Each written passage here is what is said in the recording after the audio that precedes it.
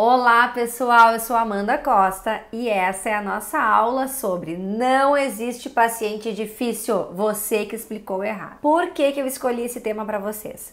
Hoje eu vou falar tudo sobre lavagem nasal em pacientes com transtorno do espectro autista.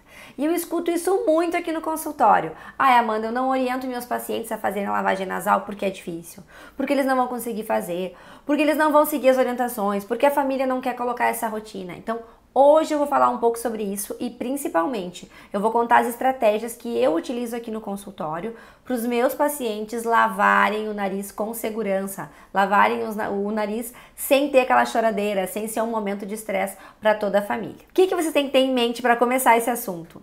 Vocês têm que entender que a gente tem que usar alguns recursos. Aqui eu estou mostrando para vocês alguns recursos lúdicos que eu uso no meu consultório. Mas vocês não precisam se vestir de Mario Bros e nem de princesa. Mas vocês vão ter que ter alguma habilidade lúdica e criativa para falar sobre a lavagem nasal. Se para vocês o assunto lavagem nasal é um assunto traumatizante, é um assunto ansiogênico, é um assunto que vocês não concordam, parem por aí e vão estudar um pouco mais. Porque pra gente falar sobre lavagem nasal, pro médico falar sobre isso para as famílias, a gente tem que ter 100% de certeza e essa aula é sobre isso também. Eu sou Amanda Costa, então eu sou otorrinolaringologista. Eu sou mestre em saúde da criança e adolescente, fui fellowship de rinologia e base de crânio e fiz a minha pós no Instituto do Sono, tanto para adulto quanto para criança. Também sou CEL da clínica Costa e Alba, sou CEL da maior empresa de sono, de assessoria em sono do Brasil, a Vital Sono. Sou presidente da AB Sono de Santa Catarina e sou fundadora, junto com a Cris e com a Lu, do Trio do Sono e da assessoria Vital Sono. E sou mãe da Laura e da Bruna. Por que dormir bem passa por essa história de limpar o nariz? Por que os otorrinos falam tanto nisso? Por que os médicos do sono falam tanto que a gente precisa limpar o nariz para ter uma boa noite de sono? Quando a gente fala de obstrução da via aérea, do espaço da passagem do ar, no mínimo 30% dessa resistência vem do nariz. E ainda mais da metade dessa resistência vem de uma região chamada válvula nasal, que é uma região muito importante, muito nobre, onde quando a gente tem meleca, quando a gente tem secreção, quando a gente tem rinorreia, quando a gente tem nariz entupido, isso atrapalha pra caramba a respiração. Além disso, 2/3 de todos os casos de apneia obstrutiva do sono em crianças estão associados ao aumento de amígdala e adenoide. A gente não consegue, com lavagem nasal, diminuir o tamanho da amígdala e da adenoide, mas a gente consegue sim tirar a secreção, tirar as melecas, tirar toda essa rinorreia, toda essa inflamação e melhorar a qualidade de vida das crianças e preparar essas crianças ou para uma intervenção cirúrgica ou para um tratamento clínico mais amplo. Então sim, a lavagem nasal ela é um tema que tem que fazer parte do consultório do pediatra todos os dias. E não tem essa história de paciente difícil, de paciente que não segue a minha orientação, de paciente que eu não consigo explicar. Isso tem que acabar. Por que eu explico sempre isso para os pacientes? Porque os pacientes têm uma falsa ideia de que o nariz é um buraco cego e onde não tem nenhuma estrutura nobre dentro do nariz. E isso tá errado, pessoal. Então nós que trabalhamos com pacientes, com crianças, com famílias, a gente tem que explicar para a família que dentro do nariz a gente tem todo um sistema mucociliar, ou seja, dentro do nosso nariz existe um tapete, eu explico assim, existe um tapete que recobre toda a via aérea superior e inferior. Do nariz até o pulmão existe um tapete, e esse tapete, ele contém muco e cílios, meleca e movimento ciliar. Além disso, o mucociliar, o sistema mucociliar, ele precisa estar em harmonia para que a gente consiga respirar bem. Cada célula desse epitélio ciliado, ele é formado por 50 a 300 cílios. E esses cílios batem de 8 a 20 vezes por segundo. Eu gosto de explicar isso porque eu ainda falo para as famílias. Tu acha que o cílio vai bater bem se ele tá cheio de meleca? Como que esse cílio vai bater lá dentro do teu nariz se tem um muco espesso e grosso? Não tem como o cílio fazer o seu trabalho. Por isso que a meleca precisa ir embora, tá? Ai, Amanda, eu vou lavar o nariz do meu filho só enquanto tem meleca. Tá errado, gente. Isso é um outro ensinamento para vocês passarem para os pacientes de vocês. A gente tem que lavar o nariz não só para remover a meleca. A meleca é algo básico. A meleca todo mundo sabe, mas não é só para isso. A gente precisa reduzir a inflamação dessa mucosa, a gente precisa estimular esse batimento ciliar, que é fundamental para a fagocitose, é fundamental para o nosso sistema imune. A gente tem que diminuir o edema desses tecidos nasais, diminuir o edema dos cornetos, diminuir o edema da região da adenoide, diminuir o edema dos meatos, que é por onde vai drenar toda essa secreção. E a gente tem que deixar o nosso muco nasal um muco de boa qualidade. Então, a história que a gente só vai lavar o nariz das crianças quando elas têm muita secreção, ela cai por terra. É uma prevenção. Hoje em dia, as crianças elas vão ter de 14 a 18 infecções em um ano, até 5 aninhos de idade. É um monte, pessoal.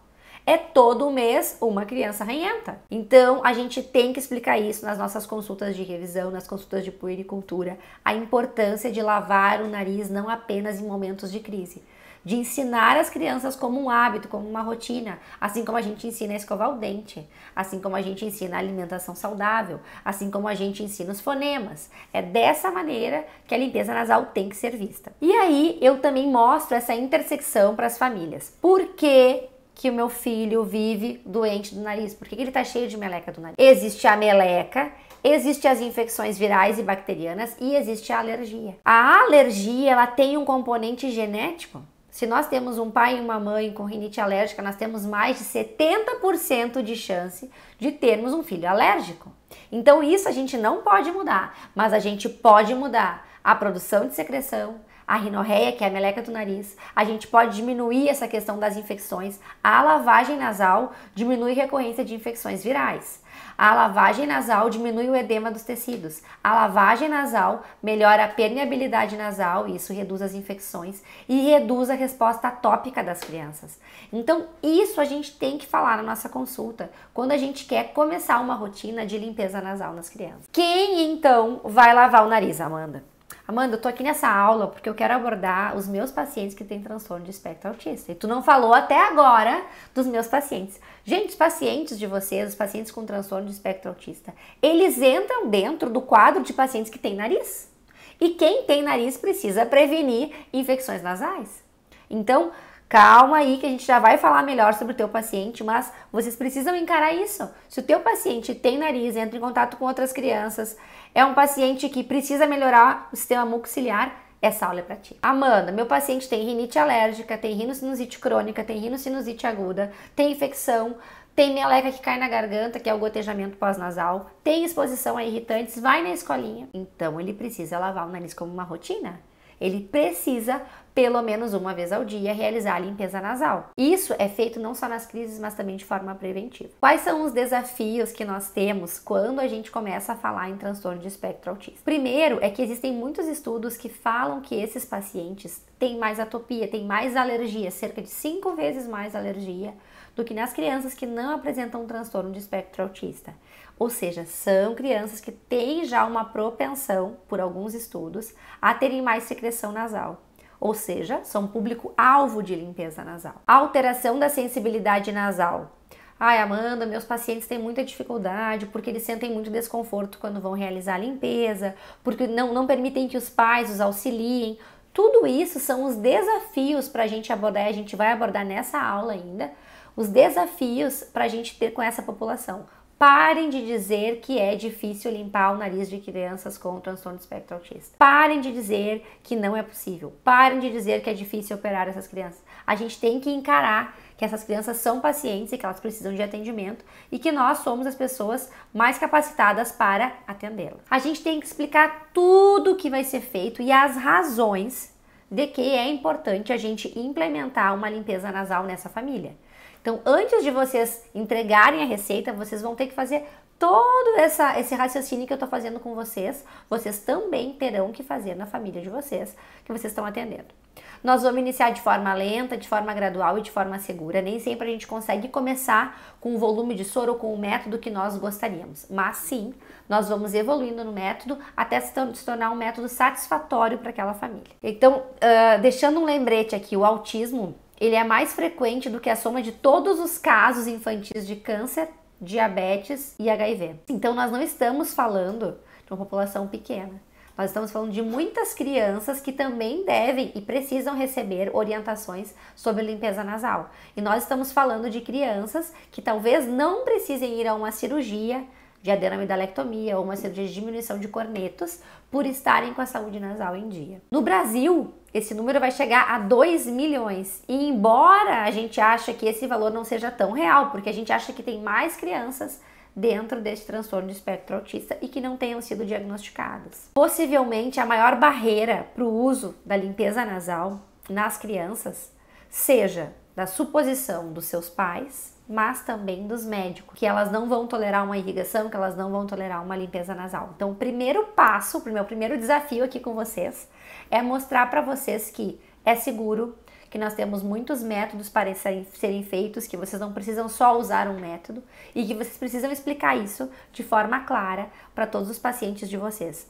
Com transtorno de espectro autista também, eles também têm nariz, e eles também são nossos pacientes, eles também precisam melhorar a sua função nasal e eles vão ter muitos benefícios tendo mais saúde nasal.